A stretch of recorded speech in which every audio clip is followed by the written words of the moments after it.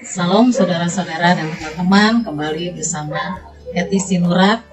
Kita bersama-sama membahas atau baca firman Tuhan untuk peneguhan iman kita. Ada beberapa orang yang bertanya, mengapa katanya Allah repot-repot mau jadi manusia? Pengampunan dosa itu adalah hak prerogatif Allah, gitu ya. Nah, waktu saya mendengar pertanyaan ini, saya berpikir, oh ternyata cara berpikir manusia itu seperti itu. Tetapi hikmat Allah itu berbeda dengan hikmat manusia. Nah, sekarang marilah kita bersama-sama menyimak ya, bagaimana cara Allah mengampuni dosa manusia. Allah itu adalah Allah yang kasih atau maha pengasih, juga Allah itu maha adil, dan Allah itu adalah Allah yang benar. Kurang lebih 6.000 tahun yang lalu, manusia pertama tuh Adam dan istrinya berdosa. Mereka memakan buah terlarang atau buah dari pohon pengetahuan yang baik dan yang jahat. Allah berfirman, pada hari engkau memakannya, engkau akan mati. Manusia ini berdosa bukan keinginan dari dirinya sendiri, tetapi diperdaya atau ditipu begitu ya, oleh iblis atau setan, yaitu musuh Allah. Jadi tentu Allah harus menyelamatkannya ya. Beda dengan iblis yang berdosa kepada Allah yang timbul dari dirinya sendiri. Jadi tidak ada pengampunan kepada iblis atau setan. Tapi kepada manusia itu harus ada pengampunan. Memang upah dosa adalah maut, tapi karunia Allah hidup. Nah, dengan hikmatnya Allah memberikan kasih karunia atau rahmat kepada manusia dengan jalan berkorban atau berkurban. Ia menyembelih binatang kurban, darahnya dicurahkan, kulitnya dijadikan pakaian manusia. Jadi upah dosa adalah maut atau harus mati. Adam itu harus mati, berarti hutang nyawa ya. Hutang nyawa dibayar nyawa. Jadi seharusnya Adam yang mati, tapi karena Allah berkorban, jadi korban binatang itu yang mati, Adam masih diberi kesempatan untuk hidup dan beranak cucu di muka bumi ini. Imamat 17 ayat 11 mengatakan, karena nyawa makhluk ada di dalam darahnya, dan aku telah memberikan darah itu kepadamu di atas mezbah untuk mengadakan pendamaian bagi nyawamu. Karena darah mengadakan pendamaian dengan perantaraan nyawa. Di Ibrani 9 ayat 22b juga mengatakan, dan tanpa penumpahan darah tidak ada pengampunan. Haleluya. Tanpa penumpahan darah tidak ada pengampunan.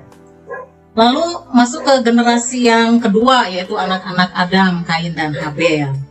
Dicatat di Kejadian 4 ayat 3 dan 4 ayat 3, setelah beberapa waktu lamanya Kain mempersembahkan sebagian dari hasil tanah itu pada Tuhan sebagai korban persembahan. Ayat 4, Habel juga mempersembahkan korban persembahan dari anak sulung dari kambing dombanya, yakni lemak-lemaknya. Maka Tuhan mengindahkan korban persembahannya itu. Nah, jadi Habel mengikuti jalan Allah untuk mendapat pengampunan dosa. Sedangkan Kain, dia menurut pengertiannya sendiri, dia mempersembahkan korban dari tumbuh-tumbuhan. Jadi Allah itu bukan pilih kasih, tetapi Allah adalah adil. Orang dosa harus mati, hutang nyawa harus dibayar oleh nyawa. Habel mempersembahkan nyawa atau darah anak sulung dari kambing dombanya. Ya. Jadi waktu membakar lemak-lemaknya kan kambing domba itu harus dipotong dulu, darahnya tercurah, lemaknya dibakar, menjadi bau-bauan yang harum bagi Allah. Allah berkenan. Lalu Habel diterima persembahannya, artinya Habel menerima pengampunan dosa. Ya karena iri hati, juga panas hati, Kain akhirnya membunuh Habel. Jadi orang yang tidak diterima oleh Allah, biasanya tuh panas hati, iri hati, lama-lama membunuh orang yang persembahannya itu diterima oleh Allah, biasanya seperti itu ya. Demikianlah terjadi dari generasi ke generasi. Setiap Allah jika mau datang ya, setiap manusia jika mau datang kepada Allah, dia harus membawa korban, mempersembahkan korban domba yang berumur 1 tahun dan tak bercacat cela atau anak domba. Korban-korban ini dilakukan oleh manusia sejak Adam terus berulang-ulang hingga kurang lebih 4.000 tahun. Jadi kalau manusia itu berdosa 100 kali, ya kalau dia mau datang kepada Allah ya 100 kali mempersembahkan korban. Hari ini kalau mau tiap hari datang kepada Allah ya tiap hari harus mempersembahkan korban. Jadi begitu sampai 4.000 tahun berlanjut keadaan seperti ini ya. Tetapi karena Allah itu Maha Pengasih, karena kasih Allah ya, Allah itu berinisiatif ya untuk menjadi manusia Yesus. Kenapa dia ingin menjadi manusia?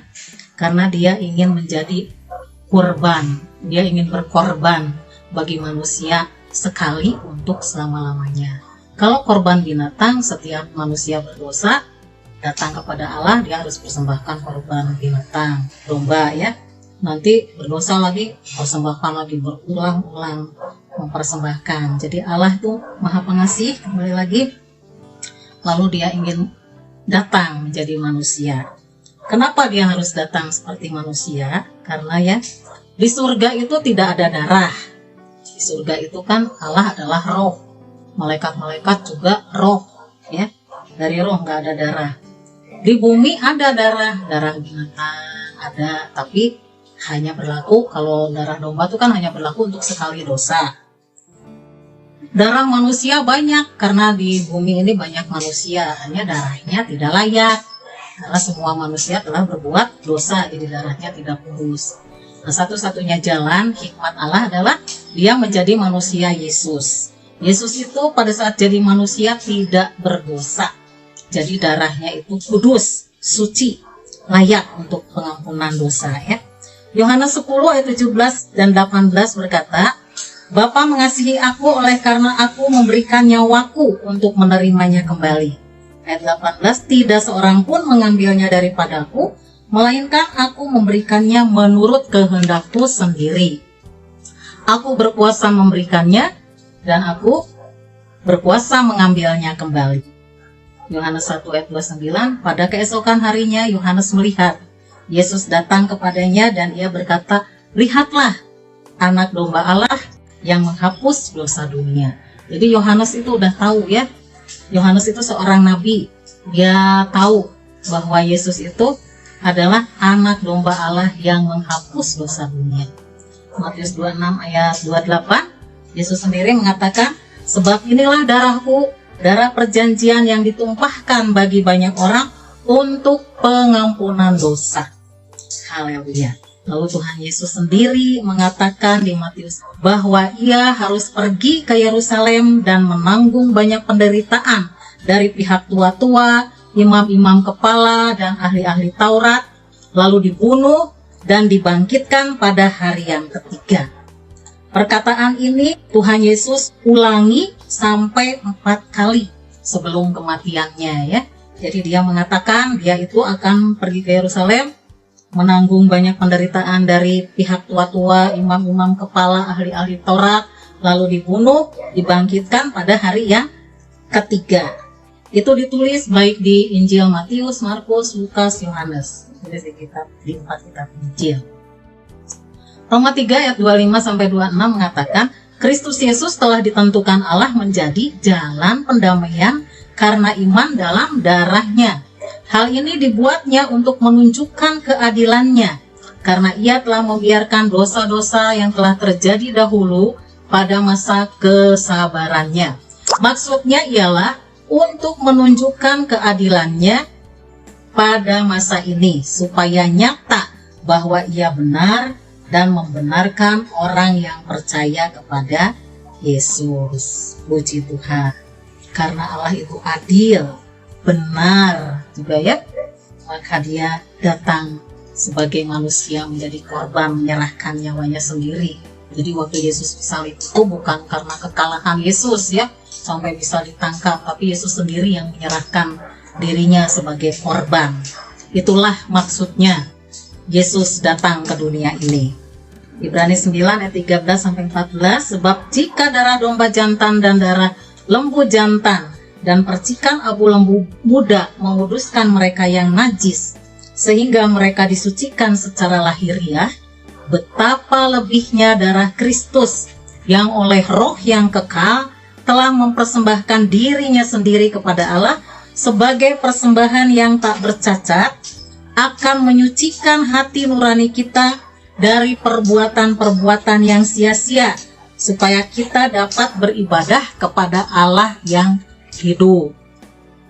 Puji Tuhan. Jadi sekali lagi, Yesus sendiri yang menyerahkan nyawanya karena kasih-Nya, karena keadilan-Nya, karena kebenaran-Nya. Dia sendiri telah memikul dosa kita di dalam tubuh-Nya di kayu salib, supaya kita yang telah mati terhadap dosa hidup untuk kebenaran. Oleh bilur-bilur-Nya kamu telah sembuh. Dicatat di 1 Petrus 2 ayat 24. Puji Tuhan ya, saudara-saudaraku. Itulah karya Yesus. Sebetulnya masih banyak sekali firman Tuhan ada di dalam Alkitab. Teman-teman yang ingin lagi mengetahui atau mengenal Tuhan lebih dalam, teman-teman bisa membaca Alkitab dari kitab Kejadian. Ya, ini semua tertulis dalam kitab Kejadian, juga ada dalam Ibrani. Ya, kalau teman-teman membaca Alkitab, pasti akan berjumpa dengan Tuhan Yesus sendiri dan mengenal kebenaran dan bisa masuk ke dalam kebenaran menjadi hidup kita. Semua orang telah berbuat dosa dan telah kehilangan kemuliaan Allah, dan oleh kasih karunia telah dibenarkan dengan cuma-cuma karena penebusan dalam Kristus Yesus. Ya. Sebab upah dosa adalah maut, tetapi karunia Allah ialah hidup yang kekal dalam Kristus Yesus Tuhan kita. Puji Tuhan. Dicatat juga di Yesaya 1 ayat 18 ya. Sekalipun dosamu merah seperti kirmisi, akan menjadi putih seperti salju. Sekalipun berwarna merah seperti kain kesumba, akan menjadi putih seperti bulu domba. Haleluya. Puji Tuhan. Jadi segala dosa-dosa kita, sejak kita dilahirkan, bahkan sejak kita dalam kandungan, apapun dosa kita, mau besar mau kecil ya, itu sama saja dosa. Mau dosa ringan, dosa berat, sama saja dosa. Tetapi Tuhan sudah menanggungnya di kayu salib. Tuhan sudah selesaikan semuanya persoalan dosa. Sebab itu datanglah kepada Tuhan. Bagian kita tuh hanya percaya bahwa Tuhan sudah mengampuni. Tuhan sudah menyelesaikan segala urusan dosa-dosa kita manusia. Karena Dia tuh menghapus dosa itu ya, untuk dosa dunia, bukan hanya dosa beberapa orang. Siapa saja yang datang kepadanya menerima pengampunan. Itulah sebabnya firman Tuhan yang Tuhan Yesus katakan sendiri, yang mengatakan, karena begitu besar kasih Allah akan dunia ini, sehingga Ia telah mengaruniakan anaknya yang tunggal, supaya setiap orang yang percaya kepadanya tidak binasa, melainkan beroleh hidup yang kekal. Nah, saudara-saudara dan teman-teman, mungkin ada yang masih merasa mempunyai beban dosa, ada dosa yang belum diselesaikan. Tinggal datang kepada Tuhan ya. Akuilah itu. Firman Tuhan berkata, setiap orang yang mengaku dosa, Allah itu setia dan adil, sehingga Ia akan mengampuni kita dari segala dosa kita dan menyucikan hati kita dari segala kejahatan. Baiklah, ini sudah akhir zaman ya teman-teman. Tidak ada waktu lagi untuk bermain-main dengan dosa. Marilah kita datang kepada Tuhan dengan sungguh hati, percaya kepadanya, menerima pengampunannya. Haleluya. Amin.